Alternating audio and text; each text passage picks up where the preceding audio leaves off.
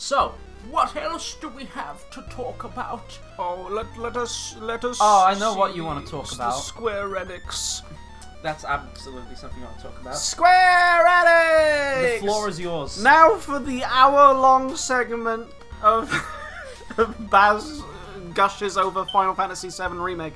Well, not just gushes. I do have I do have some concerns. I was trying to hold back on Halo Infinite because I knew I had so much to say, but I knew it would go into your precious Final Fantasy VII time. So off you go. Right. First off, Aerith is beautiful. Fuck Japan if they're saying she looks too Western. Yeah, didn't they not like what? Did you say she's Japan does not like the way Aerith looks. I'd say fuck them. I heard they said they don't like her because she looks too old. Looks too old and too Western. But Nomura specifically said that he wanted Aerith to look older and look more Western. Because she's not of that land. She's a Cetra. And she is older than Cloud. So, that makes sense. Yeah. Tifa looks gorgeous. I've fallen in love all over again. Marlene is adorable. People overlook the fact that they revealed Marlene as well. Yeah, because they showed Tifa. They showed Tifa. Best character. It's like, what is just a little Marlene?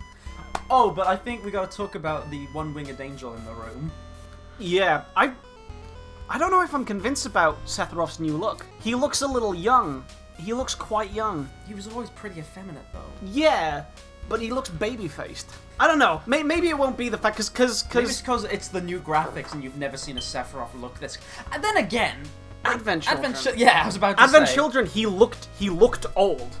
Not old, but he looked like he was like this tall, like he was an effeminate man. But this one, he looks like a similar age to how Zack's age. It's like, no, he was way older than Zack. But I don't know. I like the new voices as well. What I would say is that it is a hybrid of the original Final Fantasy VII because it has an active time battle mechanic. It has Dissidia elements in there because it has a chip damage system. So normal attacks do very minimal amount of damage, but when an ATB bar is filled, you can expend a bar to do massive damage in one attack. Okay. And a bit of Kingdom Hearts as well, because you have the shortcut menus in the bottom left. This is probably the most polished, most fleshed out combat system I've seen in a From Software game so far. From Software? From Software, I mean Square Enix. Imagine From Software's Final Fantasy VII. That'll be nuts. Not just like From Software, like, I'm sorry guys, it's not E3, but just hypothetical now. From Software making Final Fantasy VII, but it's their art style. They're whatever they want to do with it. That would look really strange. I think it'd be cool though. It would be cool. Yeah, it looks really damn good. And the fact that like Midgar is so much bigger now, because they showed the opening cutscene where like Aerith prays to a wall, she gets up and it zooms out and it shows Midgar. Midgar looks like 5 times bigger than it used to. I always did think Midgar looked a little small. Yeah, in the original it looked small, but now it looks fucking massive. It looks like a city. And that is the entire game. You gotta be kidding me, right? The entire game is set within Midgar. Okay. So, and the entire game is gonna be 2 Blu-ray discs worth of content. But that's for episode... For episode 1. Jesus Christ. This is where my concerns come in. Go ahead. Because in the original, Midgar was only 10% of the whole game. Are you telling me that this is going to be 10 parts? Maybe. Is every part going to take 4 years? Because if so, I will literally be 63 when this game finishes. Do you do the math? Yes! Oh my god. I was about to say, 40 years. It'll take 40 years to do 10 games. Well, they've got they might have been just working on the engine. Maybe they'll do it like a year. They don't have to work on the engine. It's Unreal Engine 4. It's already there. Well, look, they clearly... They already have the assets, yes. I'm gonna bring up a point. They clearly didn't have a fucking clue when they started this. I think maybe they have a bit more of a clue now. They do. Maybe someone said, Nomura, I'll make the game, you just pretend you're making the game, and then they did a good job. There is a secondary director, so you're not too wrong there. My Nomura hate is justified once again. Kitase did say that like he does expect development to be more efficient since they have a lot of the assets they need. But he doesn't see that it'll be that much quicker to get the next game out. Which is really concerning, because if that's true, yeah, it's taken 4 years to get this game out. Were they already working on it when they put the first trailer out? Yeah, they started development. So, when they put the first trailer out, they had already had at least some bits. Yep. So you don't know how long they've been working on it then. Well, is it CyberConnect? Yeah, CyberConnect. CyberConnect was working on the game for a while, and then 2 years ago they deleted all of CyberConnect's progress and brought the development in-house. So technically, they've only been working on it for 2 years. Which means that we might see the next game in 2 years, which is a little better than 4 years. And they're gonna release Final Fantasy VII 2, Final Fantasy VII 3, That's- 4, 5, 6, 7, 8, 9, 10.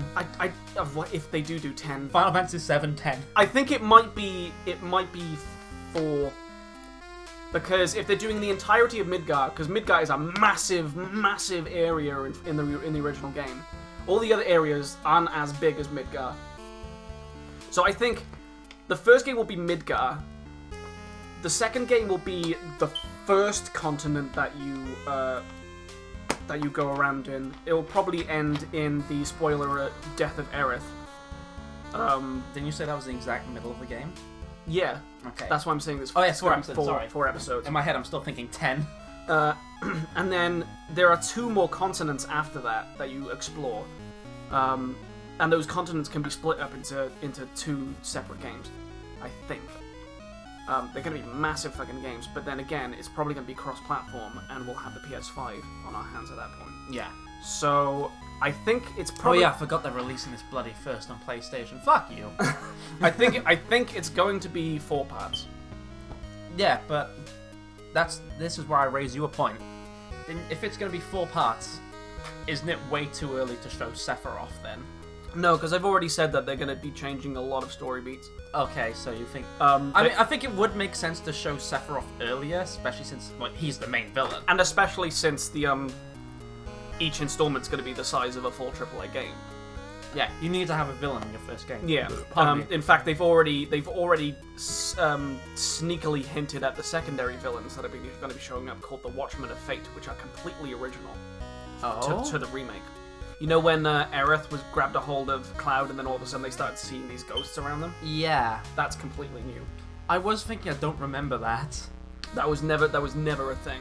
So, what would you do if the game continues Final Fantasy VII story? It just follows it, and then when this Watchmen of Fate stuff happens, it completely diverges into some new timeline, and it's just not Final Fantasy VII, it's just something else. I would be happy. I want my Final Fantasy VII. Like, I want the general gists of the story there. Like, of course, they're going to be stretching out the story, because they would have to. So you're going to have to need a bit more peril. Especially since, like, Sephiroth isn't in Midgar for long. Like, you could probably have 1 fight with him. So you would need these Watchmen of Fate to technically be, like, the villains of the first part, I think. Yeah. You need your... Well, they are stretching 1 game out for 4 games. Especially since Sephiroth doesn't appear that early on.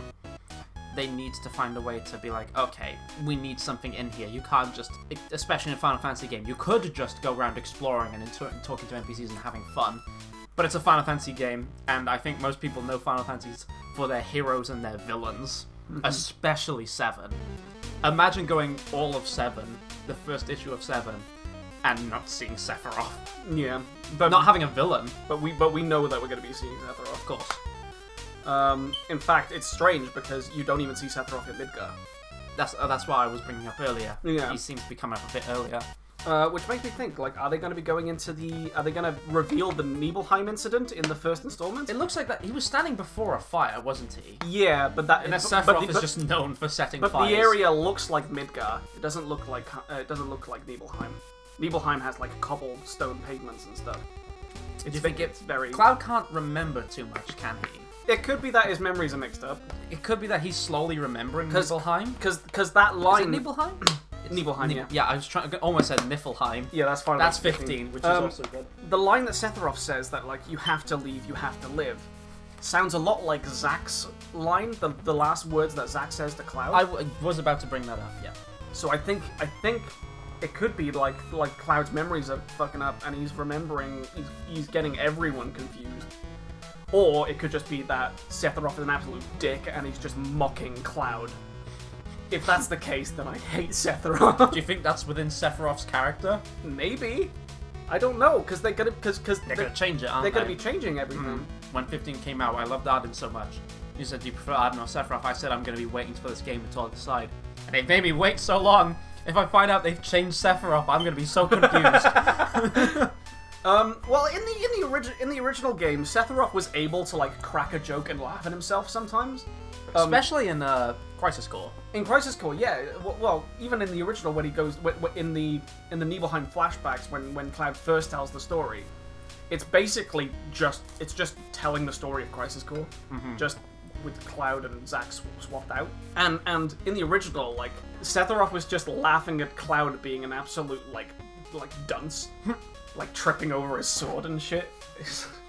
It's like, yeah, I would like that little bit of nuance to Sephiroth. I don't want him to just be the one-winged angel. Yeah, Sephiroth's image and his culture has been Kingdom Heartsified. Really it's been brought down to, like, the nuance has been removed and he is just the edgy villain. Yeah. Which is annoying as well, because that whole one-wing aesthetic wasn't even in the original game. That was invented in Kingdom Hearts. Yeah. So... But then Crisis Core something. Yeah, Crisis Core made it cool. Advent Children made it cool. Sephiroth was really overly designed in Kingdom Hearts. All of them were. Yeah, everyone was Speaking of, because I think we have talked about Final Fantasy VII enough Yeah, at this point. Yeah. So, Kingdom Hearts is getting DLC, which is going to apparently go into the backstory of a character that hasn't had a backstory yet. Which is... Yeah, and the trailer had no voice acting. That was weird. Did it not? Oh yeah, it had like these weird. I'm remembering it now. They can't get a Kingdom Hearts trailer, no, right, can they? Like, here's the thing. Like, last year, none of the Kingdom Hearts trailers had sound effects, but now they have sound effects. They just don't have voice acting. Yeah, there is one thing that I've heard they're fixing from my from the girlfriend who loves Kingdom Hearts, and even though she said 3 was pretty disappointing, Yeah. but she said one of the most disappointing things about it was the ending had they had to close off on a lot of character arcs. And a lot of character arcs revolve around character relations, of course. Yeah. So, a lot of it is about, oh, I used to care about this person who's the villain, or I've got to beat this villain, or this villain's like, I want to beat the shit into this person. So you can imagine all these character arcs have, like, these nuances. But the ending is just Sora resolves that character arc. Yeah. So they're changing that up with, you can play as separate characters now for the ending. So you can resolve those character arcs as that character. Okay, that's cool. Because one of the things that did bother me is because I've heard some of the stories, like, again, the girlfriend loves to talk about some of the horror stories. Yeah, absolutely. But the whole idea, especially with Birth by Sleep, which I've heard is, like, at least for story and characters, it's the best one. Yeah, it's my favorite. The whole idea that Ventus is now just somewhere else, kind of dead, a soul in Sora. Aqua goes into the, I don't know what the fuck it's called, Dark Dimension? The Kingdom Heart? What is Kingdom Heart? I don't know. She goes into the evil place. The evil man. The Shadow Realm. Yes. And she wants her team to come back together. She misses a team. And the other guy, who is, I was about to say Tetra, no, that's a good character. Terra becomes Xehanort? Or Xehanort's in his brain? Something like that. Something like that. That line can sum up Kingdom Hearts in general, though. And her fight at the end is she's trying to get Xehanort out of Terra. And she comes back, she comes over the evil that is growing inside, and she goes, I'm a good boy now. I'm gonna fight for my team. And then, because of the way the game is made, she loses instantly, and Sora has to do it for her. Now I think you can fix that. If I'm wrong, a Kingdom Hearts person will fix that for me. But I think you can all agree that playing as more characters for the finale is going to be better than Kingdom Hearts 3. Definitely. Swiftly onwards. There's a bunch of remasters for this. Like, Yeah. what about Final Fantasy VIII?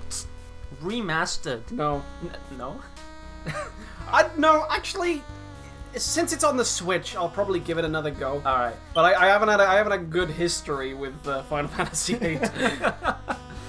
So, and there's also DLC for Final Fantasy 14. 14 is the only good MMO in the world. Shadowbringers. That was a hot take, but I will stand by it. I gotta talk about this. I don't think this was at E3, but Final Fantasy made a trailer for Shadowbringers. Yes. And it had Tom Holland And Hannibal Buress. And Hannibal Buress. I saw it. I fucking love it so much. I love that trailer. Fantastic marketing. Besides that, there's Final Fantasy Crystal Chronicles, which I heard was like a... Oh, that was the GameCube game. Yeah. They're re-releasing it for PS4 and Nintendo Switch. Yeah. Oh, Dragon Quest Builders 2. If you want to play Minecraft in Akira Toriyama's art style, there you go. There we are. I've heard a lot of people are really excited for that, though. I didn't like the first one that much. Really? I'll see how the second one does. Oh, God. Okay, sorry. We're going to have a flashback now, because I need to talk about something we missed from Microsoft. Oh. You can edit this however you want. We need to talk about Minecraft 2. We need to. Minecraft Dungeons? Minecraft 2. Minecraft Diablo? I have a complicated history with Minecraft. Right. If you give me that much creative control and not that much to do, and then you make it multiplayer, it doesn't go well with Dan. Dan blows stuff up. Dan ruins the experience for a lot of people. But I've always had some kind of respect for Minecraft for what it's done, for its art style, and just generally the world of Minecraft. And now it looks like they're actually making a game with it and not just being like, just take all these materials! Yeah, plus, especially when, like, this indie development studio seems to be making a Minecraft that's better than Minecraft. What's that? Hytale. I think it's called Hytale. I'll show you this trailer. It's Minecraft 2. That was a section called Baz Shows Dan Hytale. Baz Shows Dan Minecraft 2. Minecraft 2 is Minecraft Dungeons. Hytale looked alright.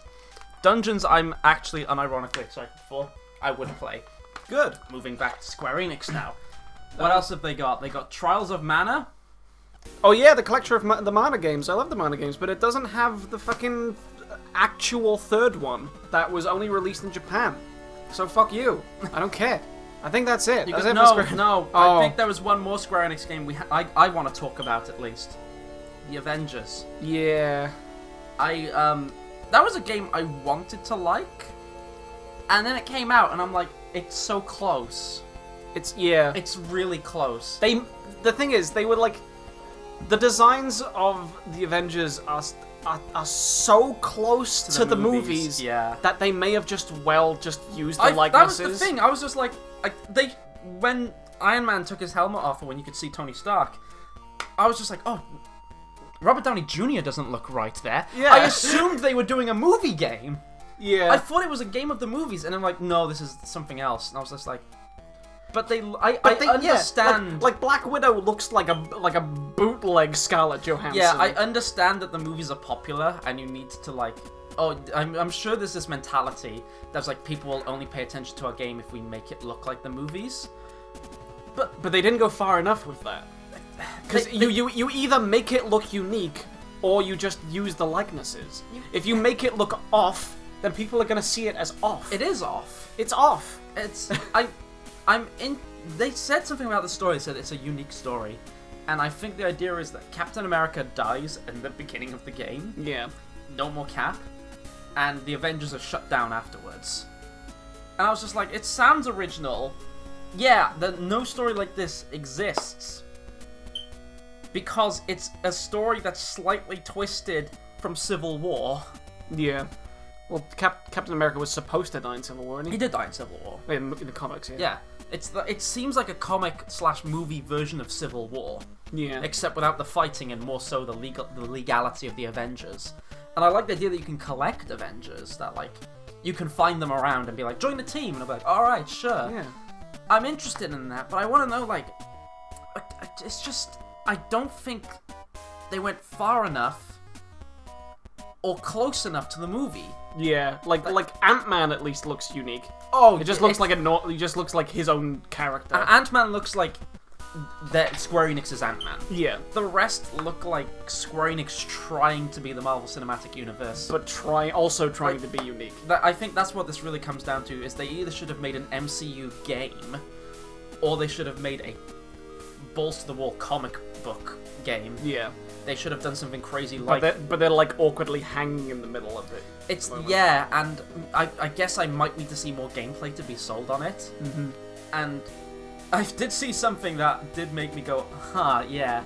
And someone said, like, is it gonna suck for everyone that has a superhero that can't fly? Because imagine being restricted to the ground and you see these people, like, popping off and killing helicopters and people on the ground as Iron Man and Thor and stuff like that. That was never an issue in MMOs like DC Universe Online. I suppose, yeah. DC Universe Online was pretty good. Really good. But, go on then, what superhero would you play? There's only one correct choice. Iron Man. Iron Man. Everyone's gonna fucking... I guarantee it's gonna be like Star Wars Battlefront 2 where everyone runs to fucking pick Anakin. Yeah. And then people are gonna be mad when they can't get him. It's gonna be like that mad click rush to try and get Iron Man first. Anakin wasn't in Battlefront 2. What are you talking about? They fixed the game. Did they now? It's almost good now. Is it almost good? So yeah, the Avengers, I wish they went either more comic booky or... There was this moment where it's like... They're clearly trying to be the movie because they used the movie cast of Avengers. Bar one. Who the fuck is Hawkeye?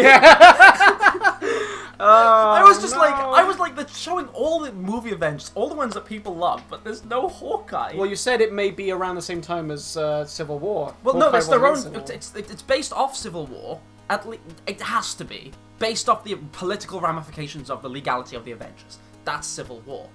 Hawkeye in the comics was around for then, I'm almost certain. Yeah. He was around in the movie as well. He was there at the airport battle. Yeah, he was. It's just like it baffles me that they're like, all right, we're gonna try and be the movie, except we're gonna miss the character that specifically existed in several movies to ground the characters and make them human. And it is a very important, integral part of the team. We won't have that. Nah, forget him. Where's Hawkeye? Where is he? I don't see him. He's nowhere. For God's sake. Thank you everybody for watching this video. This was a long one. I know all this E3 news is probably a bit old. I just want to get all these videos out as soon as possible. New stuff will be coming soon. But in the meantime, we have a gaming channel, we have a Patreon, and I have a Twitch. Go ahead and check all those out if you can. And we'll see you in the next video of whatever we make. Obligatory shout out to our Patreons, Saw244, Jaki Shan. Thank you all for making this video possible. You're the best.